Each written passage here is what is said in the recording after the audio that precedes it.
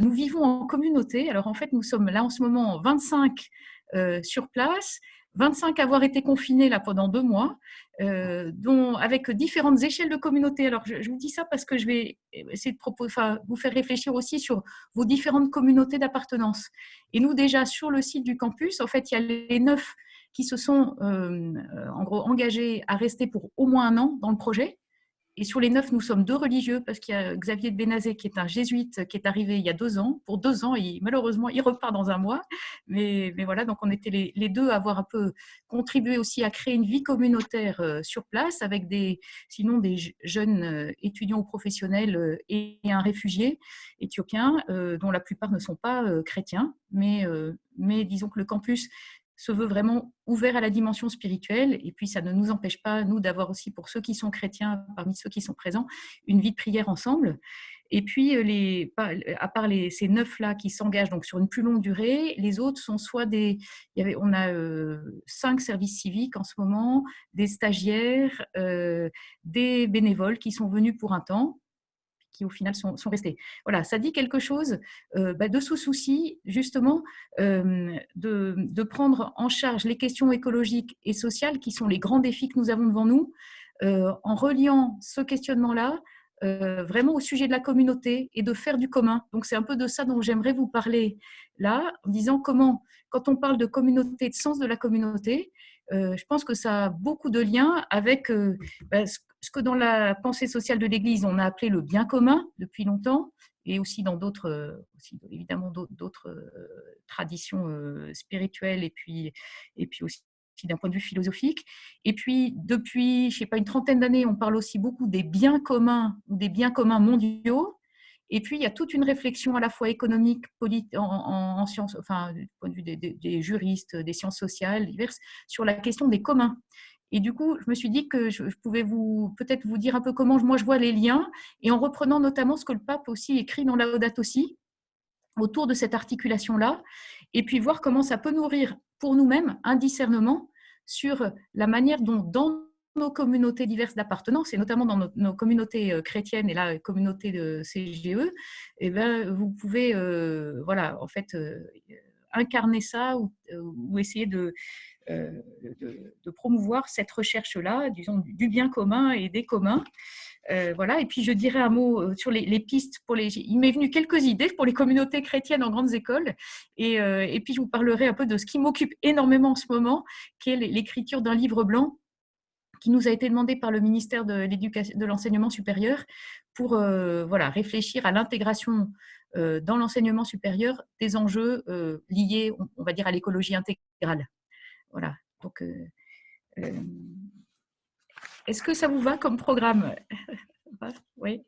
Je me disais, peut-être commençons par 3 minutes pendant lesquelles chacun d'entre vous peut se dire, finalement, avec l'expérience du confinement qui a été la vôtre. Et je pense que vous avez tous des expériences voilà, différentes. Peut-être certains, vous étiez tout seul, peut-être d'autres en famille, peut-être en colocation, avec d'autres étudiants. Je ne sais pas, j'imagine que voilà, les situations étaient variées. Alors, en faisant mémoire peut-être de cette expérience-là, finalement de vous dire quelles sont, pour chacun d'entre vous, ce qu'on pourrait appeler vos communautés d'appartenance. Et je pense que ça peut être voilà, une communauté, justement, de personnes avec lesquelles vous vivez au quotidien. Ça peut être une communauté que vous estimez être celle de l'école dans laquelle vous étudiez, la communauté chrétienne en grande école, peut-être aussi des associations, des engagements variés qui sont pour vous à différentes échelles, voilà, des communautés. Et puis peut-être vous demander comment le Covid et cette crise qui n'est pas finie, qu'est-ce qu'elle a renforcé par rapport à ces liens que vous pouvez avoir en communauté, dans ces communautés, ou disons ces collectifs, mais là, on pourrait dire peut-être que vous considérez que ce n'est pas vraiment des communautés, mais disons ces collectifs auxquels vous appartenez ou auxquels vous participez, voilà, quels sont les liens qui se sont renforcés, et peut-être quels sont ceux qui ont pu être mis en risque ou mis à mal, ou voilà, et puis ça peut être aussi en pensant aux liens, je ne sais pas, qui peuvent exister. Je vois dans les 25 avec lesquels là, j'ai vécu ces dernières semaines, certains étaient très préoccupés de la solitude de leurs grands-parents, d'autres de situations, enfin, voilà, vécues. L'un ou l'autre avait fait une expérience forte dans l'un ou l'autre pays d'Afrique ou d'Asie et se disait c'est sûr que dans ces pays-là, la situation de crise ne va pas être vécue de la même manière et que ça pose plein de questions sur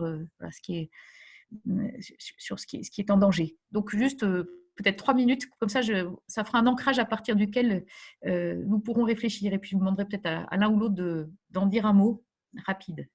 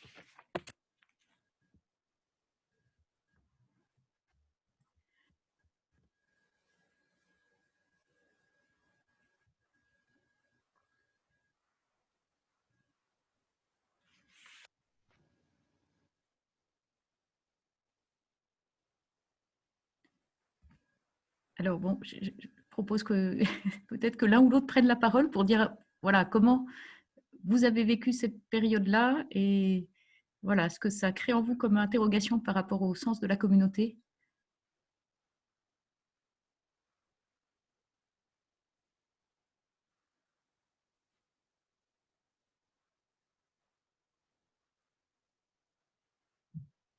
Bonjour, je m'appelle Blanche. Oui, Moi, j'ai vécu cette période de confinement en famille et je crois que enfin, pour moi, c'était vraiment la redécouverte du fait que la famille proche, donc pour moi, c'était deux de mes frères et sœurs et mes parents. Eh bien, c'est une vraie vie de communauté avec les besoins d'être seul parfois, l'envie de faire des choses en famille, mais tout le monde n'est pas forcément sur la même longueur d'onde au même moment, etc. Donc, il y a une vraie exigence de cette vie ensemble et puis dans les services de la vie quotidienne également. Et qui permet de se rendre compte aussi de se rendre compte aussi de la joie que c'est de partager avec ces gens que, qui sont les plus proches que l'on connaît tant et en même temps qui sont différents de nous parce que chacun grandit et que c'est là c'était l'occasion de se retrouver. Donc je crois que c'est voilà cette exigence de la vie communautaire mais qui a vraiment du fruit et qui est riche et qui fait grandir chacun. Et je crois que c'était du coup difficile, enfin pour moi, parfois de garder le lien avec des gens que j'ai peut-être l'habitude de voir, mais avec la distance, et ben, c'est plus si facile, on n'a plus ce contact physique qui, qui permet parfois voilà, de partager, mais là, ça pose question sur... et peut-être qu'il y a ce phénomène de se recentrer sur les gens qu'on connaît vraiment bien, ses amis proches, mais de perdre un peu le fil de personnes qui sont peut-être plus isolées ou qui vont moins spontanément donner ou prendre des nouvelles. Merci beaucoup.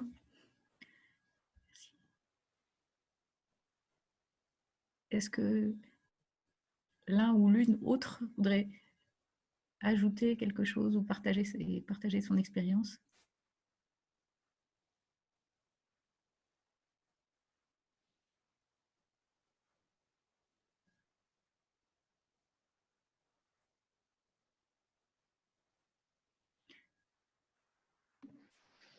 Je peux dire, mais c'est un cas un peu particulier parce que c'est différent.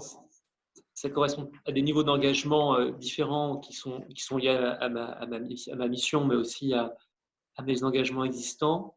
Je dirais avec peut-être trop de communautés. Même si j'ai vécu seul, j'étais seul confiné à Paris, mais il y avait les communautés qui existaient par mes engagements, donc dans Chrétien Grande École avec le Bureau national où on était en lien toutes les semaines, avec le réseau Ecclesia Campus, avec aussi le service de la CEF, parce qu'on fait 3 pour l'émission, qui chacun demande quand même d'être en relation, même si c'est à distance. Il y a une communauté d'amis de vie, voilà. Une communauté familiale, mais familiale à plusieurs niveaux, parce que je suis peut-être un peu plus âgé, mais du coup, il y a le niveau parents, frères et sœurs, et puis il y a le niveau grands-parents qui sont âgés. Et donc, ce n'était pas les mêmes non plus types d'engagement. Et puis, il y avait une communauté de circonstances aussi, liée particulièrement au Covid d'engagement, parce que je célébrais les messes pour les cellules de crise de l'ordre de Malte et des maraudes, et en partant maraude, donc c'était quelque chose qui était typiquement circonstancié. Et puis, il y a des communautés que je vois habituellement et qui sont un peu arrêtées, qui sont pourtant fondamentales. J'ai une petite fraternité de prêtres diocésains quand je rentre sur Nice. Et la difficulté, c'est de voir que, en fait, on n'arrive pas, c'était pas faisable de tout tenir. Et ça interroge, parce que ça interroge, en tout cas moi, ça m'interroge aussi sur l'incarnation, où on accepte de ne pas être partout, quoi. Et en même temps, il y en a qui sont vitales. Enfin, ma communauté de frères et de prêtres, là, ça manque de ne pas aller les voir, parce que je les vois une fois par mois, et voilà, et ça manque, quoi. Mais c'était celle qui a un peu été sacrifiée.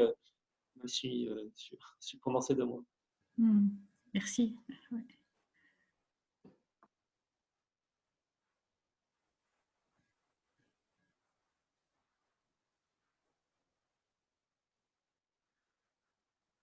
Est-ce que quelqu'un voudrait encore dire quelque chose? Moi, peut-être, je pourrais, mais c'est que c'est assez particulier pour le confinement, c'est que j'ai presque l'impression, en y réfléchissant, que j'ai embarqué mes communautés avec moi. Ça veut dire que j'étais dans le village familial en Picardie et que donc tous mes cousins ont rappliqué dans le même village et qu'au bout de 2 semaines, le confinement, on n'avait plus grand-chose d'effectif et que c'était plutôt de grandes vacances en famille avec juste notre grand-mère au milieu qu'on allait on avait ramené des amis aussi dans d'autres maisons qui étaient libres. Donc finalement, quand on réfléchit à la notion de communauté, on a appris ce que c'est la différence entre une communauté de ville et une communauté de campagne. On est obligé de penser nos activités sans avoir des intermédiaires. Mais c'est-à-dire qu'on va se promener dans les bois plutôt que d'aller au cinéma. Mais c'était pas vraiment une vraie expérience de confinement. C'est peut-être dommage, ou c'est peut-être positif, je ne sais pas. Mais de ce fait, ça pousse à questionner. Ce qui est intéressant, c'est toutes les personnes qui sont restées en dehors de ce nouveau cercle qui s'est créé, d'une 50aine de personnes dans le village. Mais les réunions en visio, il y en avait déjà avant le confinement. Il y en a encore aujourd'hui. Le monde continue. Le monde continue. C'est assez particulier comme expérience du confinement et de la communauté.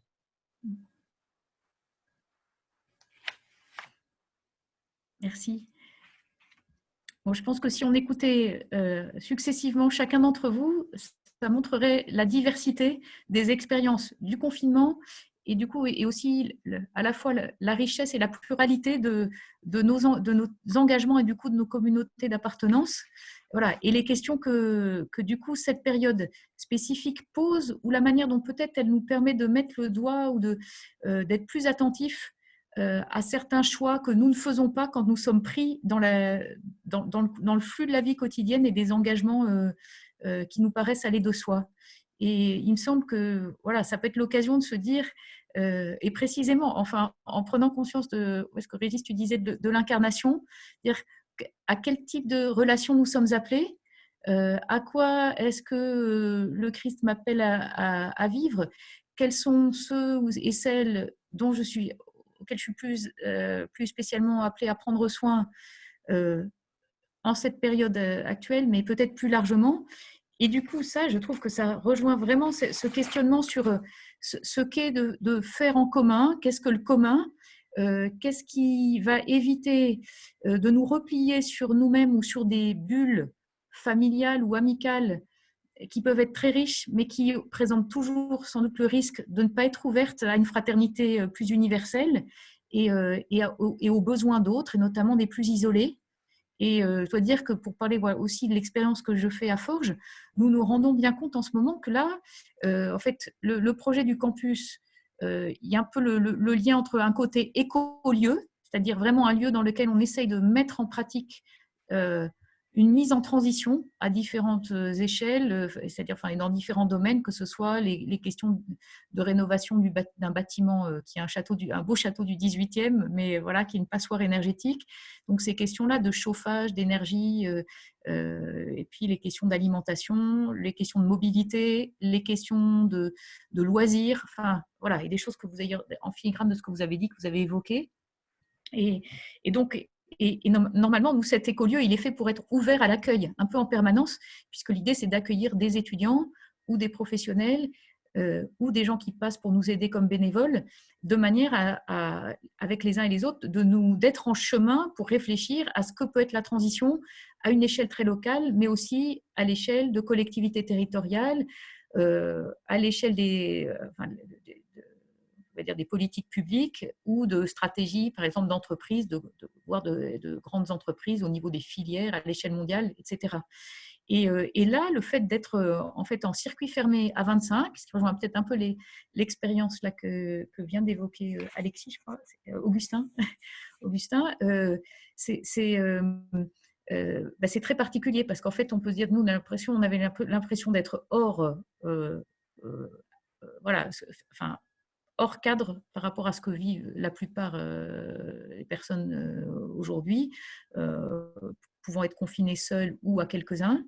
Et puis, nous percevons bien comment, ben voilà, c'est magnifique de pouvoir faire communauté ensemble, mais il y a le vrai défi de dire comment se sentir et se rendre solidaire de différentes manières de ceux qui sont plus loin, et sans vouloir non plus tout faire, enfin, sans pouvoir, et parfois enfin, en faisant l'expérience aussi de notre impuissance à agir, parfois tel que nous pourrions le souhaiter. Alors du coup, ce que je propose là dans ce premier temps, c'est de juste vous résumer quelques éléments sur ce dont on parle quand on parle de bien commun au singulier, bien commun au pluriel et démarche des communs, pour avoir voilà, quelques mots justement en commun là-dessus. Alors, les biens communs ou les biens communs mondiaux, je ne sais pas si, je pense qu'il y en a un certain nombre d'entre vous qui sont peut-être en école d'ingénieur ou de commerce, et vous avez, je ne sais pas si qui a entendu parler déjà de ce terme de biens communs mondiaux. Vous pouvez le lever, oui, à peu près, pas tous, puis il y en a dont je ne vois pas les photos. Bon, disons, je résume en disant il y a deux critères par lesquels les économistes définissent les biens communs, en fait par distinction d'autres biens qui sont les biens publics, les biens clubs et les biens privés. C'est les critères de rivalité et d'exclusion. Et en fait, alors ce qui est intéressant dans cette réflexion-là, déjà de façon très générale, c'est de souligner que les catégories qui avaient existé pendant longtemps pour définir deux grandes catégories de biens, les biens publics d'un côté, dont on disait c'est les biens gérés plus souvent par les pouvoirs publics, par les États, par des collectivités, et puis qui sont des biens auxquels beaucoup peuvent avoir accès, voire le plus grand nombre, tous. Généralement, on disait, il y a les biens publics d'un côté, les biens privés de l'autre. Et la réflexion sur les communs et le fait de jouer avec les deux critères que je vais un tout petit peu détailler de rivalité et exclusion permet un peu d'enrichir ces distinctions et de faire réfléchir peut-être un peu différemment, sans se demander si le plus important c'est de savoir si, par exemple, un bien est possédé, est possédé par des pouvoirs publics ou par une entreprise privée, possédée ou gérée. Là, l'idée de la rivalité ou de la non-rivalité, c'est le fait que je consomme un bien ou que j'y ai accès, s'il est rival, c'est-à-dire qu'il va empêcher d'autres d'y avoir accès ou de le consommer. Donc, vous voyez, c'est une première distinction. Et puis l'exclusion, c'est qu'on se dit, en fait, soit techniquement ou politiquement, la non-exclusion signifie que je ne peux pas exclure quelqu'un de l'accès à ce bien, ou je choisis de ne pas le faire, parce que je pense que c'est important que tous, par exemple, puissent avoir accès à certains biens. Donc, vous voyez, quand on joue avec ces catégories, on a du coup des biens qui sont non rivaux et non exclusifs, qui sont les biens publics. On pourrait dire par exemple l'air. Bon. Des biens, alors c'est ça qui nous intéresse le plus, les biens rivaux et non exclusifs, c'est-à-dire des biens auxquels, si nous en consommons, il y en aura moins pour les autres, mais quand même, on se dit qu'il faudrait que tous y aient accès. Donc, on voit bien que c'est là qu'il y a des vrais arbitrages à faire sur les biens que nous faisons entrer dans cette catégorie des biens communs.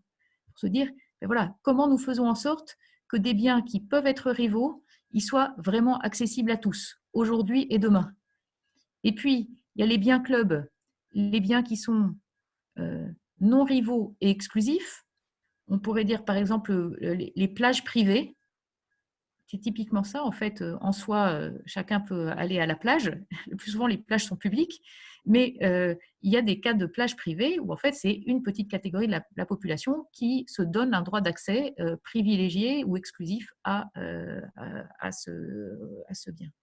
Et puis, les biens privés, donc, c'est les biens rivaux et exclusifs. Voilà. Alors, je n'entre pas dans les détails, mais du coup, ça a permis de renouveler la réflexion en sciences politiques, en économie et à l'échelle des institutions internationales, justement pour se dire, finalement, ces catégories-là, contrairement d'ailleurs parfois à ce que les économistes pouvaient bien dire, il n'y a pas, ce sont des décisions, ce sont des conventions pour beaucoup de biens qui nous font dire qu'un bien est un bien club ou un bien public, par exemple, ou un bien privé. Enfin, ce n'est pas du tout évident de dire que tel ou tel bien doit forcément être monopolisé ou rendu accessible pour une minorité de personnes. Voilà. Et donc, du point de vue de la réflexion collective, c'est intéressant d'essayer de se demander ensemble quels sont les biens qui doivent être des biens publics et des biens communs, des biens auxquels toute personne doit pouvoir avoir accès. Alors, en soi, si on prend en rigueur de termes les différences, plus facile pour les biens publics, parce qu'en principe, le fait que j'en consomme ne le rend pas moins accessible. Donc il n'y a pas de difficulté majeure a priori. Mais et je souligne que souvent, quand on parle de biens communs au pluriel aujourd'hui, on réunit différentes catégories de biens, même des biens qui peuvent être en fait non rivaux. Mais voilà, et je pense que ce qui est intéressant là-dedans, c'est de se dire quels sont les biens fondamentaux auxquels nous estimons que toute personne devrait pouvoir avoir accès. Et ça, c'est bien au sens de matériel du terme, mais aussi des biens qui peuvent être des biens immatériels. Et donc, le terme de bien commun au pluriel, il en est venu à désigner des choses extrêmement variées qui peuvent être aussi bien les enjeux liés à la paix, par exemple, que des enjeux liés justement à l'accès à l'eau ou d'autres biens matériels absolument vitaux. Voilà. Alors, du coup, dans Laudato Si, c'est intéressant de voir comment le pape parle des biens communs et desquels il parle. Alors, il parle au numéro 23 du climat, comme bien commun, de l'environnement désigné comme un bien collectif, au numéro 95. Il parle des océans au numéro 174. en élargissant le questionnement à la nécessité d'avoir un accord sur les régimes de gestion des biens communs mondiaux. Donc ça, c'est intéressant de voir comment le pape va quand même assez loin dans l'analyse des enjeux pour les sociétés humaines. Et puis, c'est intéressant de voir comment le pape parle aussi, pas mal, et non seulement dans l'encyclique, mais dans d'autres textes, du travail comme étant un bien commun. Il en parle notamment au numéro 127, 128 et 129. Et le pape souligne dans plusieurs textes, notamment c'était dans la deuxième rencontre mondiale des mouvements populaires en Bolivie en 2015, le pape avait souligné comment le caractère de bien commun du travail, mais en précisant les choses, en disant que ce n'est pas n'importe quel type de travail qu'il faut concevoir de cette manière-là, mais un travail qui soit libre, créatif, participatif et solidaire. Donc, vous voyez que voilà, un nombre d'exigences. À une époque, on parle beaucoup des bullshit jobs. Et d'ailleurs, je pense que la période de confinement, elle fait mesurer combien il y a un certain nombre d'activités professionnelles qui n'ont pas de sens et qui peuvent être grassement payées, mais qui, en fait, qui sont considérées, y compris par ceux que ce sont des activités carrément inutiles ou nuisibles. Et puis, il y a par ailleurs tout ce qu'on connaît des métiers type infirmier, soignant, tous ceux qui s'occupent des poubelles, enfin plein de métiers très mal payés et qui sont en fait absolument décisifs pour le vivre ensemble. Voilà, alors du coup, ce que je vous inviterais volontiers à faire, c'est de vous dire pour vous, finalement, quels sont les biens essentiels qui devraient être caractérisés comme des biens communs. Et peut-être on peut prendre là 2 minutes où vous faites comme ça une petite liste. Alors évidemment, il faudrait y réfléchir davantage, mais c'est juste pour en vous posant la question bien matériel comme bien immatériel. Voilà, donc 2 minutes pour réfléchir à ça.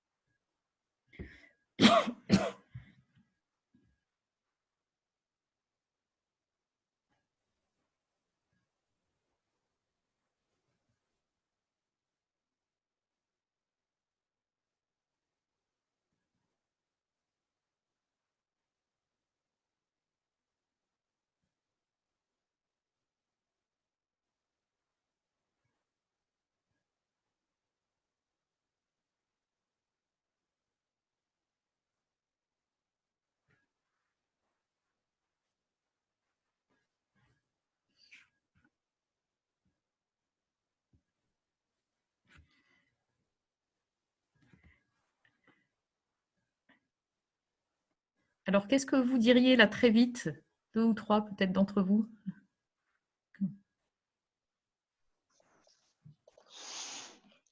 C'est dit le silence. Silence. Je dirais. J'ai pas entendu. Sébastien, c'est ça qui a essayé? Océan, histoire et. Oui.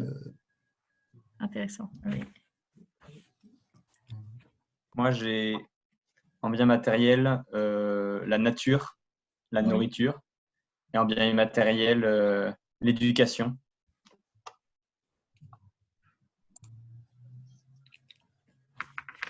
Merci. Mais oui, c'est je pense que vous dites d'ordre très différent, des éléments essentiels. Alors, ça rejoint, du coup, ça va me permettre d'aller vers la notion de bien commun au singulier pour voir déjà comment la pensée sociale de l'Église en parle. Alors ça, je pense que vous êtes assez familier, mais je rappelle la définition donnée au numéro 26 de Gaudium et Spes, texte donc de Vatican II, et le bien commun est défini comme l'ensemble des conditions de la vie sociale qui permettent aussi bien au groupe qu'aux membres individuels d'atteindre leur perfection d'une façon plus pleine et plus aisée. voyez, donc les conditions de la vie sociale qui permettent aussi bien au groupe qu'aux individus d'atteindre leur perfection d'une façon plus pleine et plus aisée.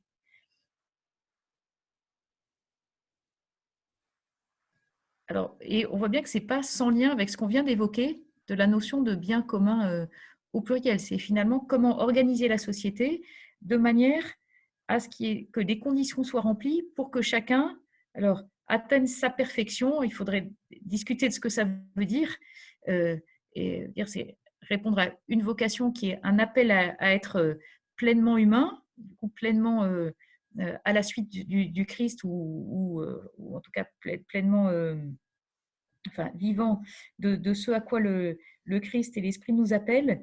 Alors c'est souvent dans le discours social de l'Église lié à l'exercice de principes éthiques, que je rappelle juste, et qui sont bien mis en avant dans Laudato Si, qui sont la subordination de la propriété privée à la destination universelle des biens, c'est souligné au numéro 93 de l'encyclique, et puis l'option préférentielle pour les pauvres et la solidarité, c'est détaillé dans les numéros 156 et 158.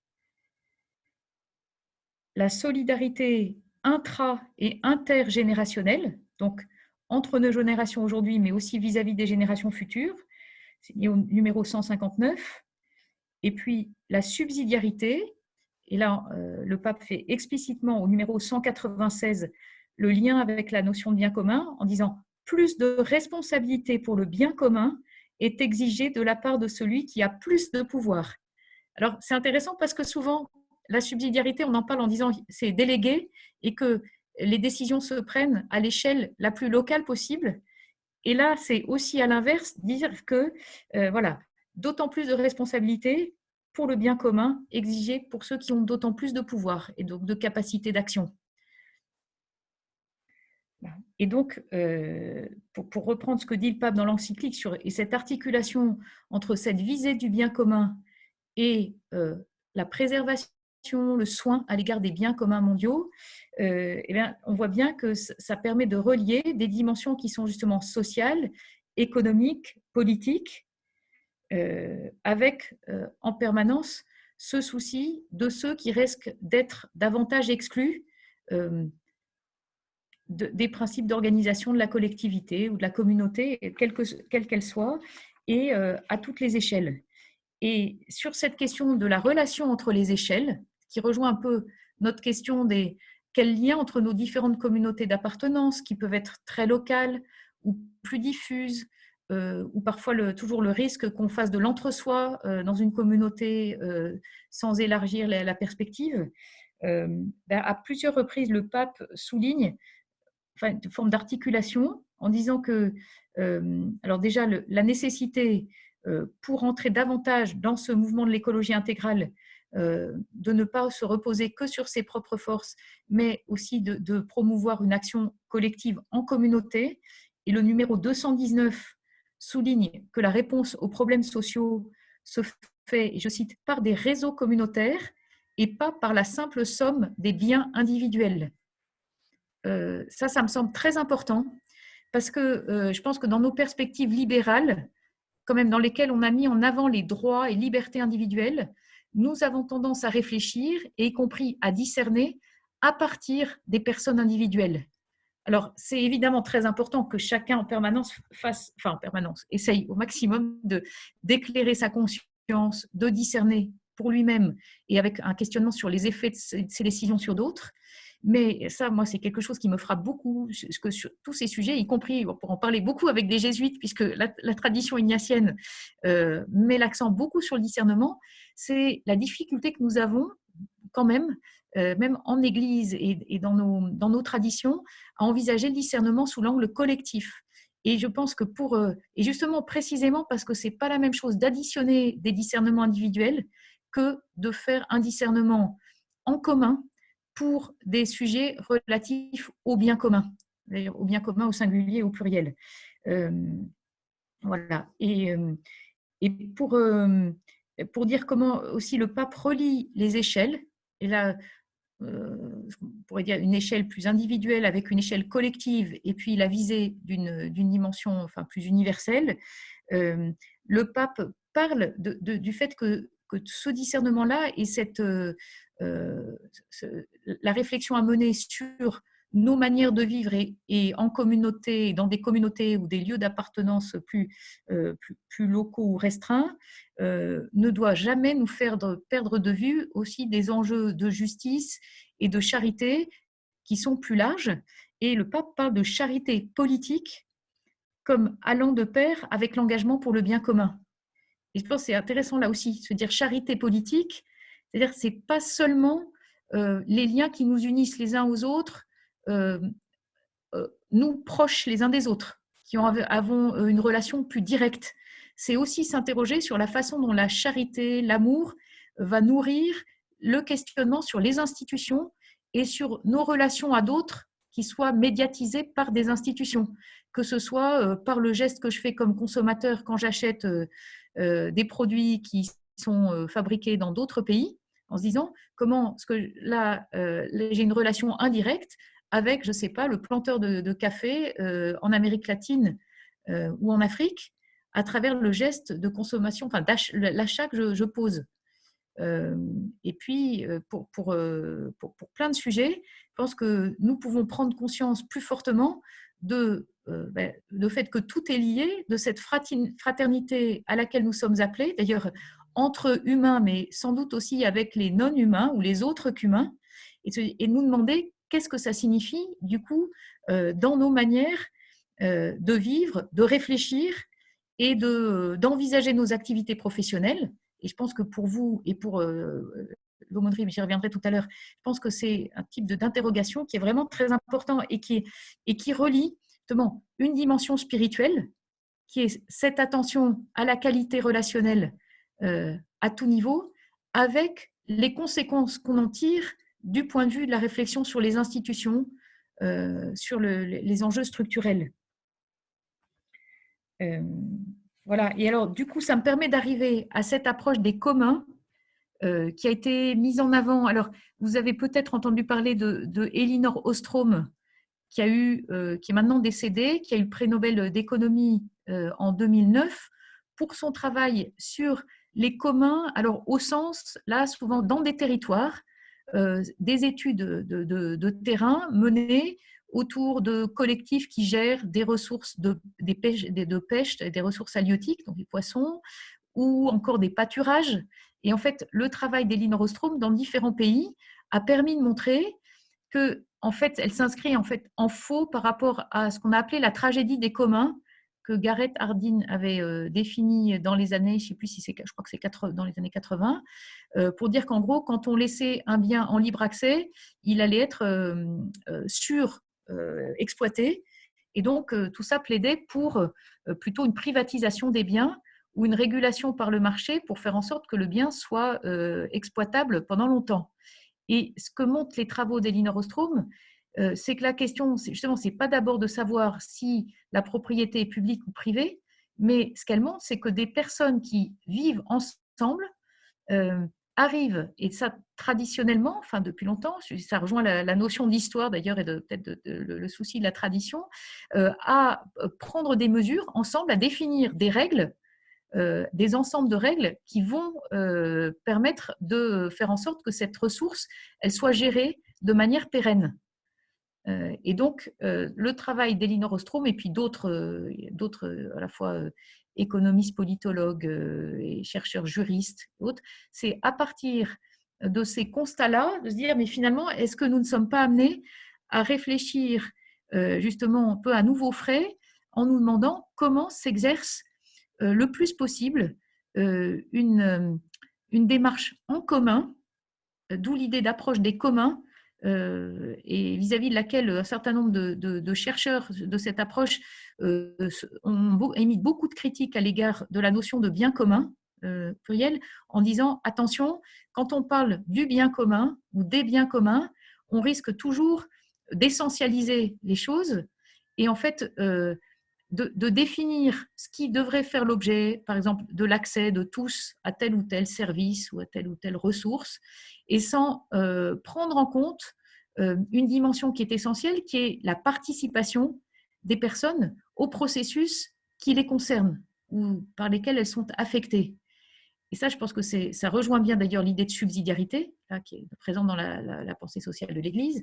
L'idée de participation dans tous les travaux sur le développement durable depuis 40 ans, ça a été mis en avant, parfois de façon assez floue, mais dans l'approche des communs, c'est quelque chose qui est assez décisif, c'est cet accent mis sur ce qui est appelé la gouvernance, mais finalement les processus par lesquels les personnes ou les collectifs vont pouvoir décider ensemble de la manière de gérer, de préserver, de transmettre des biens et services essentiels. Alors là, je vois le temps qui passe, je vais pas détailler beaucoup, mais je trouve que… Alors moi, j'ai essayé de donner une définition des communs. J'ai proposé comme définition de dire que ce serait une démarche d'interprétation et d'action collective en vue de la répartition et de l'usage des biens au service, alors le terme de bien étant pris au sens très très large, au service ce que j'ai appelé du lien social et écologique, c'est-à-dire de la qualité des relations finalement entre les personnes et l'écosphère et la nature, etc. Donc, mais ce que je trouve important, c'est de souligner que justement, c'est une démarche avant de se soucier de la répartition des droits, ce sur quoi, par exemple, Elinor Ostrom et les économistes sont généralement, et les juristes sont très focalisés, c'est d'abord une démarche d'interprétation collective.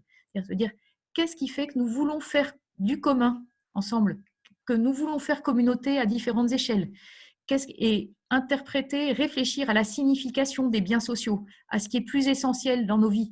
Et je pense que là, l'expérience que nous vivons aujourd'hui du Covid, de la crise sanitaire, elle nous accule à remettre ça au premier plan. Et comment allons-nous réfléchir collectivement à ce qui fait sens, à ce qui relève d'une vie de qualité, et alors l'expression un peu galvaudée, là, plus de liens, moins de biens, elle dit quand même vraiment quelque chose du défi qui est devant nous tous. Alors, voilà, donc c'est pour ça que je trouve intéressant d'avoir en tête cette articulation entre l'approche des communs, qui en principe est quand même très liée à l'objectif de recherche du bien commun, et avec toute la dimension spirituelle que peut avoir cette recherche, et puis qui est liée très concrètement aussi au souci de préserver des biens communs mondiaux, et avec là, dans un sens aussi, les océans, la qualité de l'air, de l'eau, etc. Et en disant comment assumons-nous des responsabilités pour que non seulement les générations présentes aujourd'hui à travers toute la planète, mais aussi les générations futures puissent y avoir accès. Voilà. Et il me semble que les critères qui sont vraiment renforcés par la crise sanitaire et écologique dans laquelle nous sommes, moi je me dis qu'il y a vraiment peut-être 2 critères à avoir particulièrement en tête. Parce que je lis d'autant plus que dans la démarche des communs, je trouve que le premier, il n'est pas toujours vraiment mis en avant, c'est la question du souci des plus vulnérables. Comment est-ce que nous analysons dans ce que nous envisageons de faire les conséquences de nos actes, et là je parle à une échelle collective souvent plus que seulement individuelle, qui sont ceux qui sont exclus, pour ne pas rester dans un discours gagnant-gagnant qui est souvent très commode, mais qui peut nous éviter de regarder ceux qui sont déjà les perdants dans les modèles que nous mettons en œuvre, et dans les styles de vie et dans les dynamiques collectives dans lesquelles nous sommes. Donc, ce souci de ceux qui sont les plus vulnérables et potentiellement les plus exclus aussi, de ces logiques de communauté, de commun. Et puis, peut-être réfléchir justement en permanence, alors ça rejoint vraiment la notion d'écologie intégrale. Alors, si je reprends des termes qui sont moins chrétiens, c'est le souci des limites planétaires, c'est-à-dire alors, vous connaissez sans doute l'image que Kate Raworth utilise du donut, la donut economics, l'économie du donut, où prend cette image d'un donut, on sait tous ce qu'est un donut, et en disant finalement l'enjeu c'est de respecter un plancher social et un plafond environnemental, c'est-à-dire plafond environnemental ou écologique, c'est-à-dire toutes les limites liées au cycle de l'azote, à l'acidification des océans, enfin tout ce qu'on connaît comme étant des sujets absolument clés dans les années qui viennent. Donc il y a la question de respect de ces limites écologiques, mais en même temps limites sociales, c'est-à-dire, et ce qui rejoint l'enjeu de bien commun pensé aussi du point de vue social, voilà, comment faire en sorte que certains ne soient pas exclus de l'accès à des biens et services essentiels. Et ce double souci-là, ben, il peut être articulé avec ce que j'évoquais du souci du lien social et écologique, de la qualité du lien, et en se disant, au fond, réfléchir de cette manière-là, c'est favoriser des modèles économiques qui tiennent la route, en fait, et qui ne nous mènent pas collectivement dans le mur.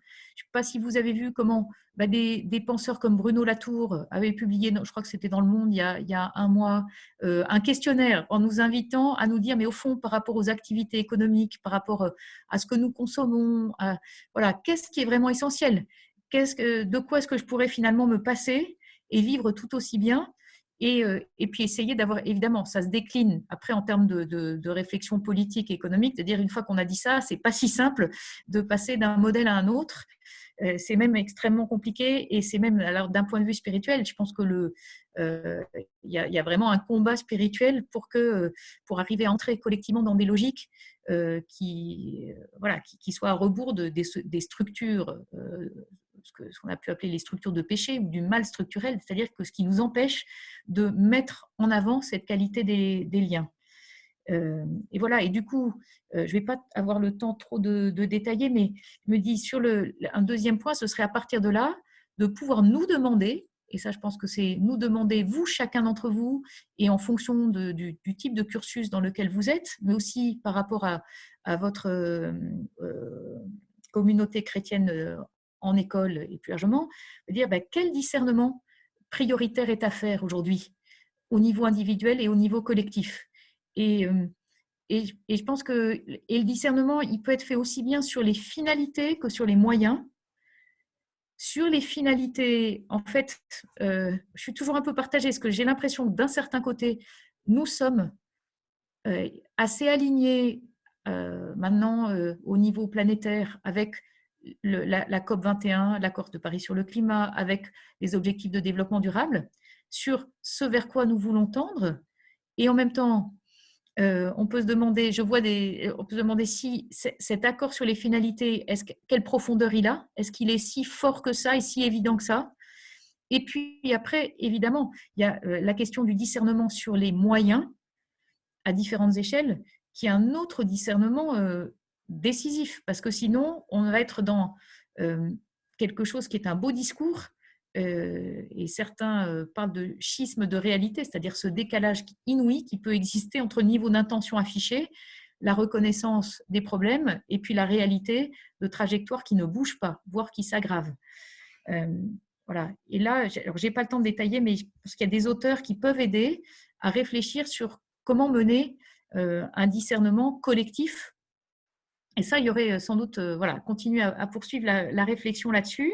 Alors du coup, moi, pour un troisième point, de se dire quelle piste pour une action dans les communautés chrétiennes en grandes écoles, je me dis que la première chose, ce serait justement de vous dire peut-être vous exercer un discernement collectif sur tel ou tel sujet. Je pense que vous le faites déjà, mais ça vaudrait peut-être la peine de vous dire, est-ce qu'il n'y a pas tel ou tel thème ou choix à faire collectivement sur lequel vous pourriez vous entraider et puis mener un tel discernement pour vous rendre compte que c'est possible aussi de le mener, peut-être avec d'autres, d'ailleurs pas forcément croyants, mais que c'est aussi de l'ordre d'un exercice collectif à faire et que nous n'y sommes pas si habitués que ça. Donc ça, je trouve que ça serait quelque chose d'intéressant. Et puis après, pour pousser pour des actions transformatrices, et oui, quand je parle de ce discernement collectif à faire, c'est vraiment dans une optique là, spirituelle, en essayant de se laisser éclairer par l'esprit et en nous en nous laissant éclairer les uns par les autres. Et parce que l'esprit peut dire à travers la voix de chacun, et puis et voilà, et avec des étapes qui peuvent aider à mener un processus qui permet d'arriver à un choix qui peut peut-être nous engager en commun plus fortement. Après, je pense que les communautés chrétiennes, ça rejoint la question, c'est pas des entre-soi, vous êtes en lien avec plein d'autres. Et du coup, quelles actions transformatrices promouvoir? Là, alors du coup, je vais dire un petit mot du projet de Fortes, là, de Livre Blanc, sur lequel je suis. Donc, c'est grâce à en fait Nicolas Hulot, parce que je suis membre du conseil scientifique de la Fondation Nicolas Hulot. Donc, l'année dernière, Nicolas Hulot m'avait proposé de me mettre en lien avec la ministre Frédérique Vidal. Et puis, j'avais attendu d'avoir quelque chose à raconter de l'expérience du campus. Et donc, j'ai été la voir après 1 an d'expérience de vie à Forges. Et du coup, en discutant avec elle et son directeur de cabinet, ce qui nous a renvoyé, c'est le fait que le campus, comme institution interuniversitaire, mais pas c'est pas un gros mammouth comme sont les grandes écoles ou les universités. Nous sommes un peu à côté avec l'idée que nous pouvons accueillir des formations, créer des partenariats avec des universités ou des écoles, organiser nous-mêmes des formations en faisant en sorte qu'elles soient peut-être créditées par dans le cadre des cursus, etc. Et puis faire de la recherche-action pour montrer que voilà, il s'agit non seulement de réfléchir sur les cursus, mais aussi de se mettre en mouvement et d'essayer d'avoir des vies plus cohérentes. Bref, du coup, on a demandé au campus donc, de piloter un livre blanc sur l'enseignement supérieur à l'heure de la transition écologique et sociale, ce qui fait que depuis le mois de septembre, nous sommes un collectif qui est plus large que celui du campus, il y a 70 enseignants-chercheurs de différentes universités, différentes écoles qui contribuent à 13 groupes de travail les groupes de travail étant liés à des types de formations. Ça peut être sciences de l'ingénieur ou sciences du vivant, économie, finance, gestion ou études du développement, santé, etc. Mais chacun des groupes de travail vise à produire un chapitre sur les enjeux d'intégration des questions écologiques et sociales de façon structurante dans ces disciplines, dans ce type de cursus. Donc ça, c'est quelque chose, mais qui est quand même plus lié à tel ou tel type de formation, avec le souci de l'interdisciplinarité. Mais la première partie du livre blanc est en fait un travail sur un socle commun de connaissances, compétences, savoir-être, savoir-faire que tout étudiant du supérieur devrait pouvoir acquérir, avec l'idée de se donner des moyens, des clés de compréhension pour pouvoir agir. Donc, c'est comprendre pour agir ou former pour transformer, avec cette idée que les transformations, elles ne se feront pas uniquement parce que nous aurons un diagnostic bien posé. Et nous voyons bien comment, pour nous faire bouger, il nous faut aussi travailler sur nos ressorts intérieurs de différentes manières. Et du coup, donc, ce travail de socle commun, en fait, on l'a organisé autour de 6 portes. Alors en prenant des termes grecs parce que ça permet peut-être de synthétiser les choses, mais ensuite c'est lié en fait à des manières de réfléchir de façon la plus transversale possible. Il y a une porte qui est donc je décris rapidement ces portes et puis je vous donnerai ensuite quelques peut-être idées d'actions transformatrices. Il y a une porte qui s'intitule oikos. Donc ça c'est la maison commune en grec. Donc c'est poser un diagnostic sur ce qui se passe autour des enjeux de biodiversité, de climat, une réflexion sur ce que certains appellent le nouveau régime climatique et les enjeux en termes géopolitiques, etc. Donc, première porte oikos, elle est plus sur et comment réfléchir à l'ère de l'Anthropocène, à ce qui se passe pour le système Terre et avec conscience des grands enjeux collectifs et du coup, justement, des grands enjeux en commun à relever. Donc, c'est oikos. Ensuite, deuxième porte, c'est ethos. C'est une réflexion sur des critères de discernement éthique, à la fois à l'échelle individuelle et collective, réfléchir aux responsabilités des acteurs, aux enjeux de justice, au type de société désirable que nous voulons voir advenir. Donc, c'est vraiment une réflexion éthique, mais je dirais éthique et politique sur ce que et nous donner des outils de réflexion un peu décalés par rapport souvent à la manière dont nous réfléchissons à ces sujets. La troisième porte, c'est nomos. Donc, le nomos en grec, c'est la règle. Donc, c'est tout ce qui est autour des formes des instruments de mesure, des métriques, des indicateurs, de tout ce qui nous permet d'évaluer le type de recherche que nous créons et que nous partageons. Et puis, du coup, c'est aussi la question des règles et des normes, de la normativité à l'œuvre. Et puis, la question des outils en termes de gouvernance. Voilà, donc c'est nomos. Après, il y a une porte logos, se disant, ben, voilà, la porte nomos, en fait, pour caricaturer, elle est quand même assez liée aux enjeux économiques et juridiques. Logos, c'est dire, ben, voilà, quelles sont les rationalités à l'œuvre dans le monde commun à construire, et évidemment essayer d'élargir les choses en réfléchissant à ce qu'est une rationalité scientifique ou technoscientifique, mais au rôle aussi des humanités, des arts, au rôle de la technique et la manière dont elle a complètement façonné nos façons de nous représenter ce qui est possible et nos manières de vivre.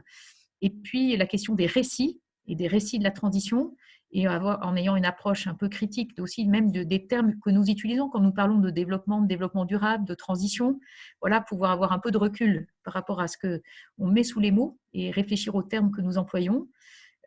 Voilà, donc tout ça c'est logos. Et puis ensuite il y a une porte praxis sur les enjeux, sur la question de l'action, des échelles de l'action, des leviers d'action, la réflexion sur le travail aussi et les enjeux de quel type de métier de la transition, et la question de la violence, disant est-ce qu'on peut parvenir à tout ça avec le moins de violence possible, ou enfin en tout cas comment la question elle peut pas être éludée.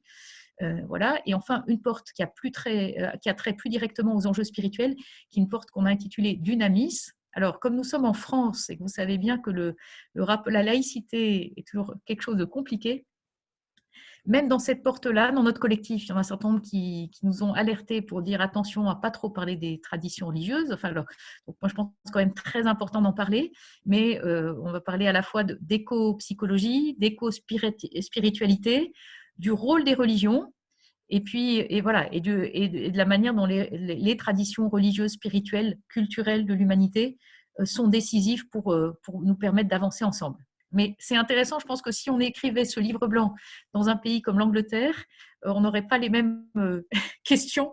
Enfin, voilà, toujours ménager les sensibilités à fleur de peau sur ces sujets. Mais ça a valu aussi beaucoup de discussions très intéressantes. Voilà, pour ce parcours des 6 portes, ce socle commun. Et là, pour vous dire que là, on est en train de finaliser les choses. C'est pour ça que là, je suis un peu sur c'est un peu la période très, très intense. L'idée étant de pouvoir avoir un ouvrage tiré donc qui soit le socle commun, qui sorte chez un éditeur là, à la rentrée en septembre, en même temps que nous remettrons le livre blanc, et avec l'espoir d'avoir ensuite une petite collection de petits livres qui correspondront aux chapitres, plutôt par ensemble de disciplines. Voilà. Alors, je ne sais pas si certains d'entre vous sont membres du collectif pour un réveil écologique, ou si vous en connaissez qui sont en lien, ou au REFED ou autre.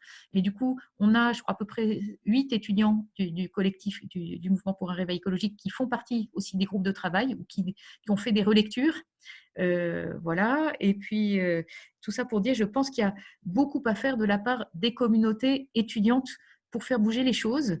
Alors, moi, il me semble, et ça rejoint les groupes de travail là, pour ce projet qu'on a appelé Fortes, au sens, c'est un acronyme pour dire formation à la transition dans l'enseignement supérieur. Bien, comme nous disons que c'est vraiment essentiel de ne pas être que la question de la transformation des cursus, elle est très importante. Et là, peut-être qu'il y aurait des choses auxquelles vous pouvez être sensibles les uns et les autres, et vis-à-vis desquelles il y aurait peut-être une action à mener. Mais je pense qu'il y a aussi des transformations qui sont liées à la vie des campus en tant que tels. Nous, on a un groupe de travail qui se dédie à ces sujets-là, en se disant mais comment est-ce qu'on fait pour avoir une vie collective dans les campus qui soit beaucoup plus cohérente. Bon, alors moi, pour avoir un programme de recherche à l'ESSEC depuis bientôt 15 ans, voilà, cette année, l'ESSEC, je ne sais pas s'il y en a parmi vous qui sont à l'ESSEC ou pas, mais là, il y a une volonté de prendre les choses beaucoup plus sérieusement, mais ça, c'est notamment grâce à la pression qui a été exercée par les étudiants pour ça, et on voit bien comment c'est compliqué. Dans une école qui a un campus à Singapour, un autre à Rabat et à Cergy, dire qu'est-ce qui va changer la vie des campus, comment est-ce qu'on va prendre en compte la question des billets d'avion. Et là, je parle aussi bien pour les étudiants que pour les profs. Enfin, il y a plein de choses qui touchent des éléments très concrets de nos vies quotidiennes et des choix qui peuvent être pas faciles à prendre.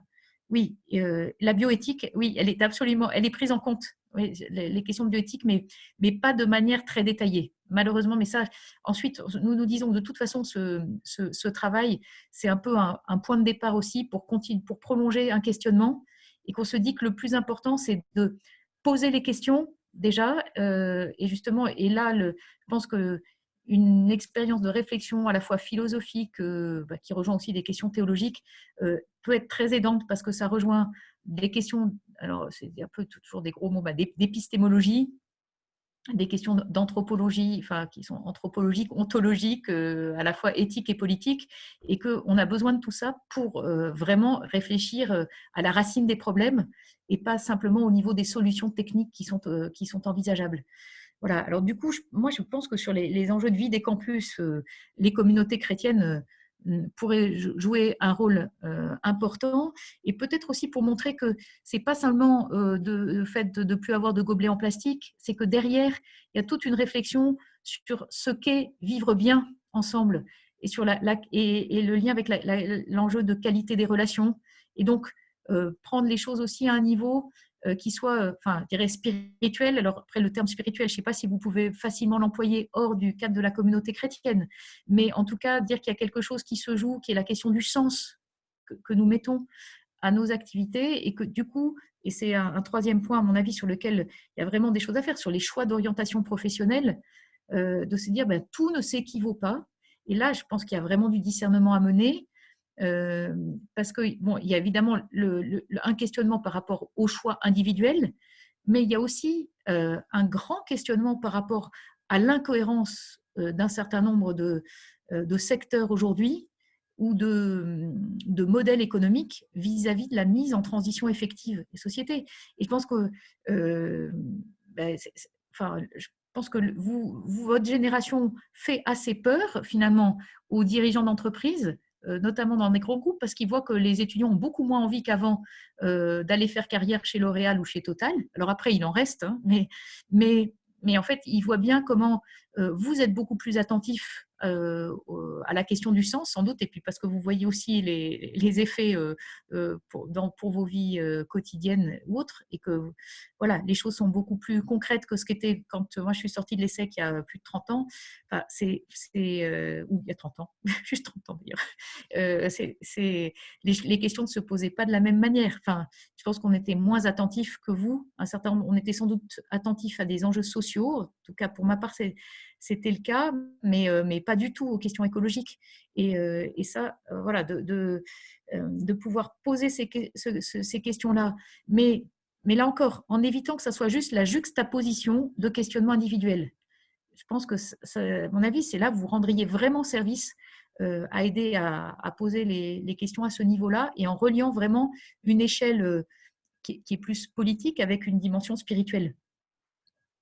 Voilà, mais du coup, je vais m'arrêter là parce que je vois que le temps a bien passé pour qu'on ait un petit échange.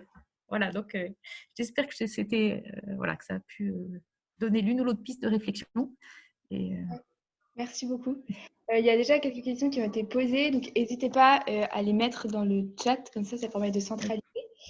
Alors, une question sur, bon, peut-être c'est là, on le fera à la fin. Quelle clé pour s'exercer à discerner collectivement? Sinon, vous venez de dire là que ça peut être un apport fondamental des communautés chrétiennes au sein des écoles. Et donc, quelle clé, nous, pour nous exercer? Parce que parfois, au sein des bureaux, notamment des communautés chrétiennes, ça peut être difficile.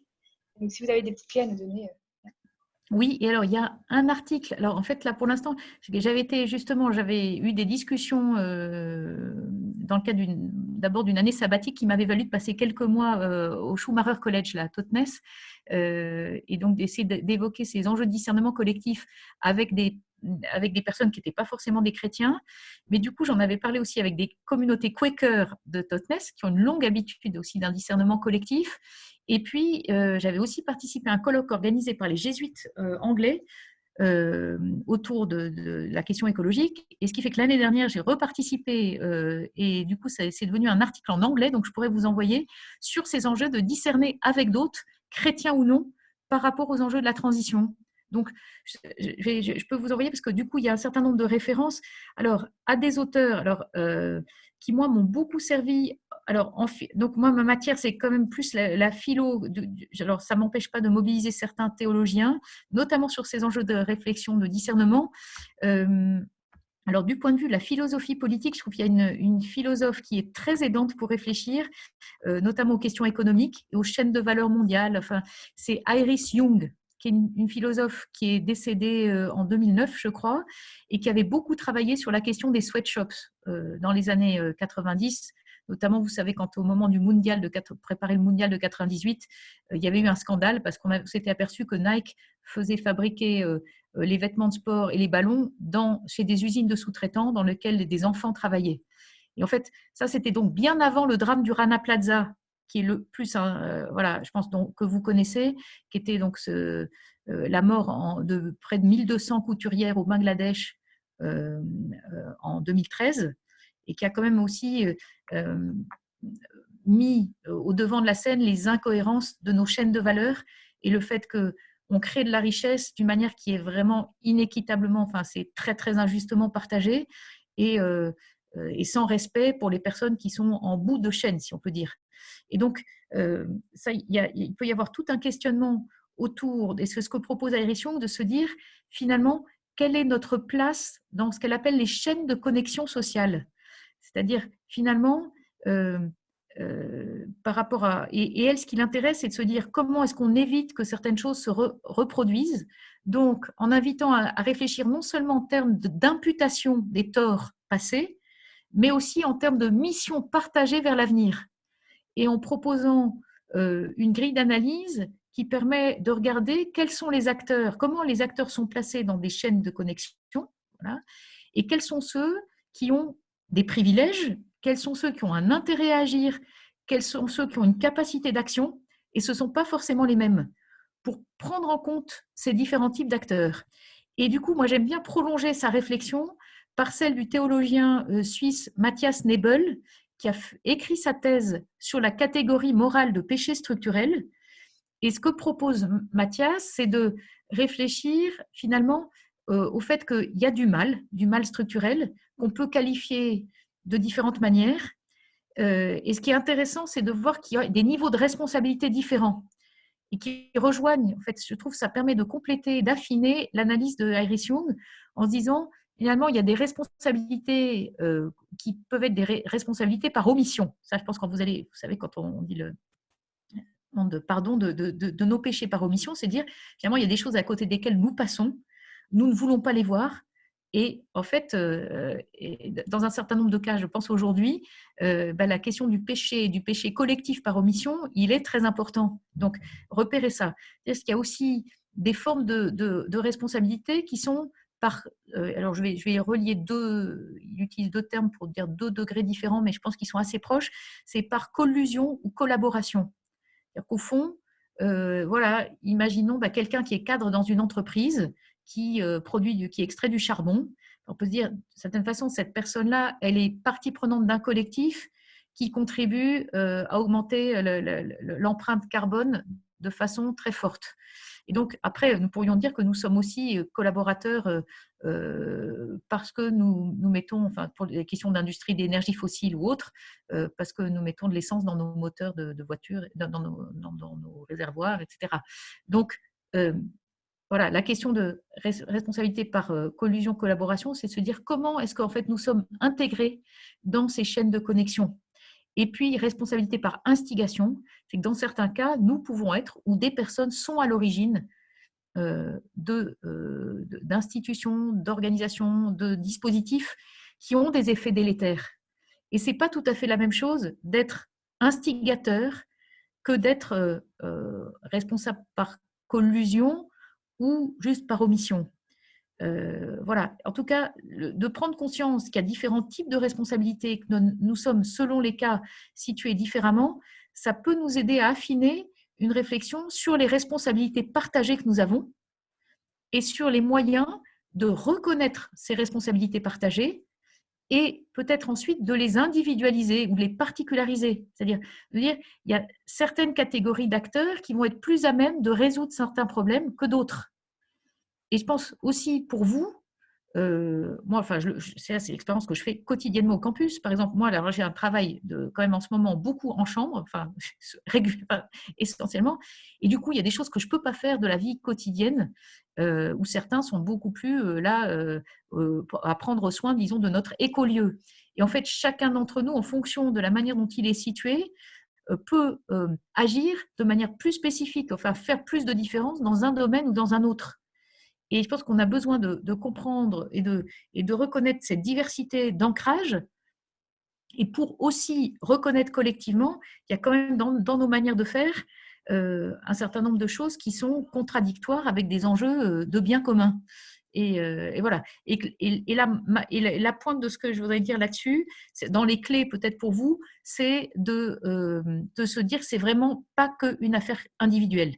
Donc vraiment, j'insiste beaucoup parce que c'est quand même notre tendance à prendre les décisions pour nous ou à nous demander est-ce que je fais bien en allant bosser dans telle ou telle entreprise. Alors, c'est bien de se poser cette question-là, mais ça ne suffit pas du tout et on a besoin de collectifs qui s'organisent pour réfléchir et agir différemment. Merci. Une autre question de Maxime. Il nous demande comment mettre l'évangélisation au centre des parcours de transition et quelle priorité pour nous catholiques dans ces parcours ou quelle valeur ajoutée pouvons-nous apporter par rapport à ceux qui ne partagent pas notre foi dans cette réflexion. Oui, c'est une très bonne question. Alors, je dirais, sur les thèmes comme la bioéthique ou le respect, je pense déjà prendre part à des réflexions et à alors parfois à des débats, mais à des délibérations. Enfin, c'est de s'engager dans cette réflexion avec d'autres pour pouvoir rendre compte d'une anthropologie chrétienne ou d'une façon de voir, d'appréhender les sujets, en étant dans le dialogue, en essayant de bien comprendre les arguments des autres, mais du coup en essayant de nourrir une réflexion qui permette à chacun d'avancer. Ça, je pense que c'est très important.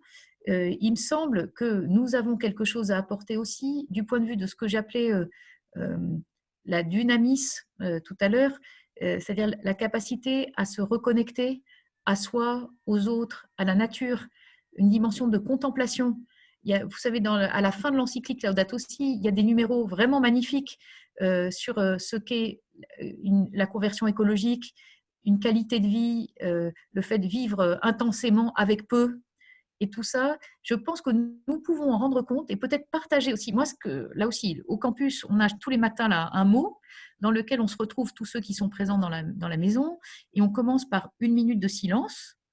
Et puis ensuite, un tour de météo intérieur où chacun peut dire un peu comment il se sent. Et puis ensuite, chacun peut lire, proposer aux autres un texte qu'il a choisi. Une fois ou l'autre, ça a été des textes chrétiens qui ont été proposés ou des textes spirituels. Et une manière ensuite de pouvoir susciter peut-être une interrogation ou un désir d'aller plus loin, ou toujours cette conscience que les traditions religieuses ont quelque chose à nous apporter pour nourrir cette réflexion sur le sens et nous aider à puiser à nos sources spirituelles, et à cette dimension spirituelle qui est en chacun. Et là, je balbutie avec vous tous pour savoir comment le faire dans des milieux qui sont pas forcément hostiles, loin de là, mais qui sont très ignorants, vraiment très très loin, et où je vois que finalement, ce que j'expérimente aussi, c'est qu'en montrant comment nous sommes aussi à leur école, sur les questions écologiques, il y a des gens qui sont beaucoup plus avancés sur un certain nombre de choses, et en montrant que du coup, c'est un partage d'expériences, se recevoir les uns des autres, et puis pouvoir inviter à aller plus loin. Moi, je sais que pour notre communauté de Forgeois, là, le fait que Xavier et moi soyons religieux, les autres nous disent très régulièrement, mais vous êtes les pros de l'engagement.